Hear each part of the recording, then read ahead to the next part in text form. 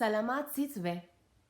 Soy Natalia Oreiro, embajadora de UNICEF, y es un placer para mí participar de la Cumbre por la Infancia en línea celebrando el Día del Niño.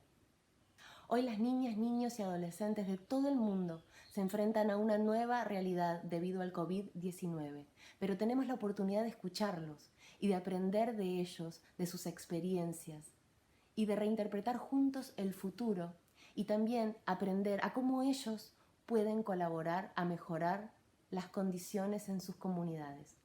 También me gustaría aprovechar para agradecer la campaña Tumar, para erradicar la violencia en los niños. En Kirguistán, 3 de cada 4 niñas y niños sufren violencia. Está en nuestras manos terminar con esto. El cambio comienza contigo. Chon Rahmat.